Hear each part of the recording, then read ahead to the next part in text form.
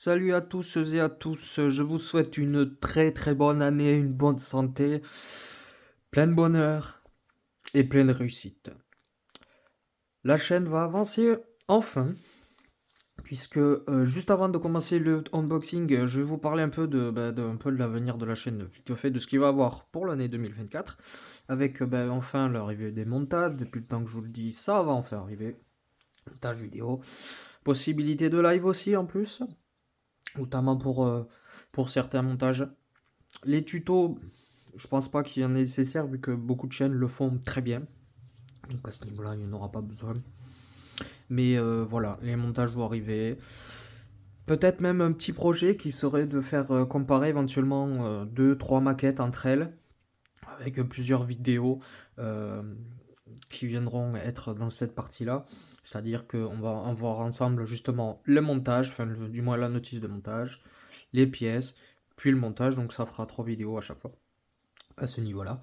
Mais sinon, donc, on va se retrouver du coup pour un nouvel unboxing. Le premier de l'année est celui de la marque Academy, qui est une marque sud-coréenne qui fait d'habitude de très bonnes choses. Mais là, qui a fait un reboîtage, puisque le Rafale C est en fait la maquette de chez Revell. Alors, si c'était juste un reboîtage sur Revell, il n'y a aucun souci, ça c'est quand même assez bien. Sauf que la petite particularité, c'est qu'ils ont balancé ça à leur boîtage, ils ont balancé toutes les pièces, fait une notice catastrophique, enfin catastrophique entre guillemets quand même, vous verrez pourquoi je dis ça, et puis ils ont balancé ça comme ça, donc ça c'est le petit bémol. Sinon après la maquette, bon, elle est quand même commence à être âgée, je pense que d'ici quelques années, il faudrait quand même faire une nouvelle version du Rafale de manière plus moderne. Mais sinon, c'est quand même une excellente base de travail que a fait Revel. Donc ça, c'est quand même plutôt positif. Donc là, c'est sur le 1.7 Provence, donc l'escadron de chasse 1.7 Provence en 2012, donc livré de Tiger Meat.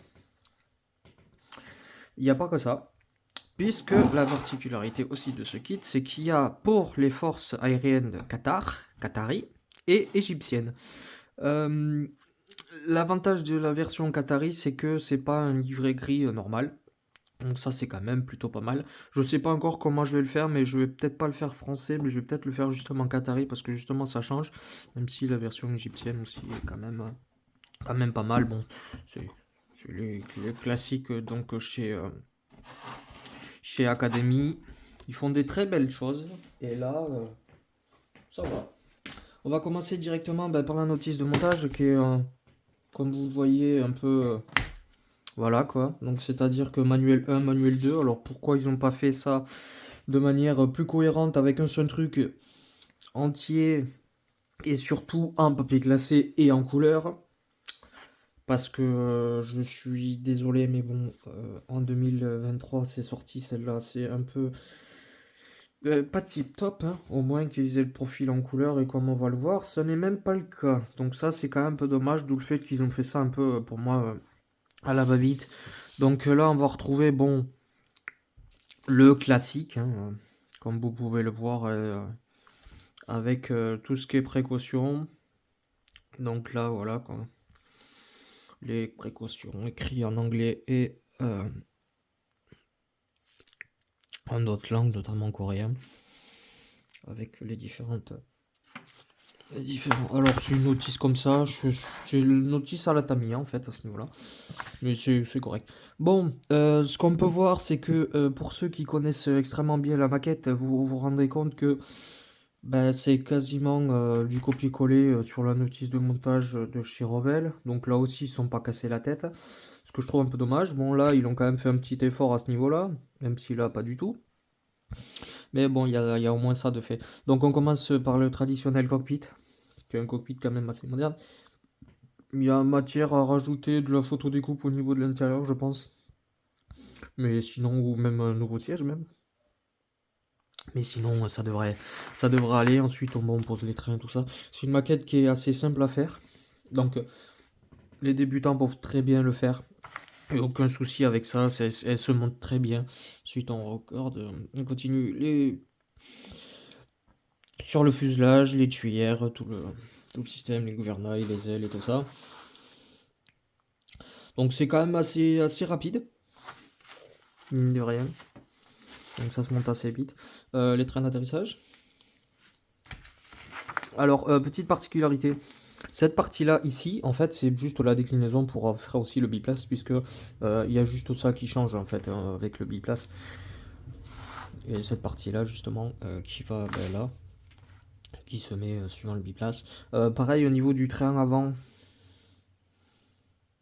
sur celle-là, ce n'est pas le cas, mais je crois de mémoire qui, bah si, effectivement, pareil ici, pour justement avoir la déclinaison sur la version marine, donc c'est quand même plutôt intelligemment fait de la part de Revell.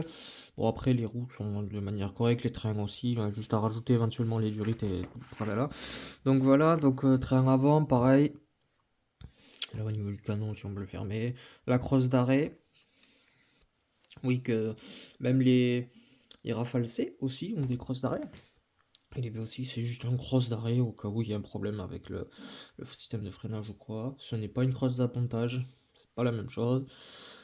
La perche de ravitaillement, on attaque la verrière qui se tourne vers le côté. Le système Spectra avec l'OSF. L'emport tribombe. Et là, on commence directement avec les différentes charges, notamment les différentes GBU, les réservoirs de carburant. Un plus de 2000 litres de mémoire, et ça c'est la version 1250 litres pour justement mur du son, qui est vraiment fait pour normalement le Rafale peut passer le mur du son avec justement ses réservoirs, les Mika, les scalps. Donc 40 à l'heure où sortira la vidéo vont être livrés à les forces aériennes ukrainiennes. Le manuel 2 c'est juste pour vous montrer à quel endroit vous pouvez les mettre. Ça dépend les standards en fait des Rafales, mais il se trouve que la totalité des emports est ouvert normalement sur le standard F4. Donc si par exemple vous voulez faire une configuration ici, normalement ici vous pouvez aussi mettre un emport ici, ainsi que au niveau derrière les tuyères à ce niveau là ici. Donc là bon, scalp, la suite du scalp. C'est un peu dommage d'avoir fait une notice comme ça un peu à la va-vite, et voilà comment ils mettent ça. Ensuite, là voilà, du coup French Air Force, comme vous voyez, ça aurait été tellement mieux en couleur. Franchement, c'est un peu dommage à ce niveau-là. Bon, là, les différentes pièces. Là, c'est la livrée égyptienne. Avec les scalps aussi. Donc voilà, pour la livrée qatari. Bon, c'est une notice de toute façon assez classique. Hein. Mais bon, un peu... Pour moi, fait franchement à la va-vite. Et ça, je trouve ça un peu dommage parce que Academy font des super choses, notamment au niveau de précision, au niveau du montage, notamment. Je pense à leurs chars qui sont extrêmement bien. Les avions même, ils sont extrêmement bien évolués. Ils font des très bonnes choses, notamment le A10 qu'ils ont fait. Donc là, bon, c'est des calques Academy. Il n'y a aucun souci là-dessus. Imprimé en Corée. Bon, les décalques en général de chez Academy ils sont quand même de bonne qualité. Donc il n'y a aucun souci à se faire là-dessus. Donc voilà, les décalques de manière assez classique. Donc on va attaquer directement les pièces maintenant, puisque nous allons voir les charges. Donc 1200, 1200 litres, les scalps. Bon, c'est même pour l'époque, enfin même pour l'époque, même pour maintenant, ça passe largement. Il n'y a aucun souci là-dessus. C'est quand même assez bien fait. Revell a fait un très bon boulot, même depuis quand même certaines années. Il commence à faire encore mieux. Il s'améliore, pas comme une certaine marque française qui s'appelle LR. Même s'ils ont fait le Hawkeye ou un 72 qu'on attend toujours, qui était censé sortir en 2023 et qui devrait normalement sortir en 2024. Donc espérons qu'ils arrivent quand même enfin à le sortir. Par contre, les vieux trucs d'il y a 40 ou 60 ans, je pense qu'il faudra arrêter honnêtement de les vendre clairement parce que c'est un peu du foutage de gueule pour vous dire. Donc là, c'est l'import au nu central de mémoire. Donc là, ça c'est pour les trains avant. Donc il y a les roues.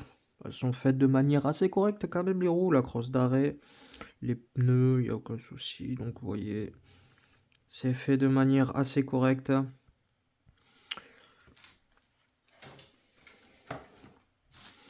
Là, pareil, encore des roues. Bon, là, je crois que il y a quand même... là, c'est pour la version de Marine, hein, vu que c'est le train avant qui est renforcé, ainsi que le train principal aussi qui est renforcé. Pour tenir le choc des différents avantages, le pot Damoclès, les Mika, la crosse d'arrêt, justement. Donc là, c'est une crosse d'appontage et pas une crosse d'arrêt. Les réservoirs. Donc en fait, même si vous voulez faire un petit coup de tête et vous voulez faire la maquette de manière plus fin de la partie marine, vous pouvez largement la faire. La version biplace, non, ce n'est pas possible puisqu'il n'y a pas. Mais voilà. Donc du coup, les fuselages, au niveau du fuselage, c'est extrêmement bien fait. Les lances, le tout, il y a tout qui est bien fait. C'est une maquette qui est très correcte, d'où le fait que ici, c'est pour la vue, ça vous pouvez... Il y a la version biplace qui se mettrait ici. En fait, il y a juste ça à changer à ce niveau-là. Et pareil à ce niveau-là pour, excusez-moi, pour la version marine. Donc voilà. Donc bon, le train principal, les puits de train principal sont faits de manière correcte. Bon, il y a matière à rajouter énormément de choses. Là, bon, il y a les sangles qui sont quand même mises de manière assez correcte. Donc ça, c'est plutôt comme pas mal, notamment les gens qui vont débuter. Donc c'est fait de manière correcte, il n'y a pas à dire là-dessus. Le dessous du fuselage, tout est fait comme il faut quand même.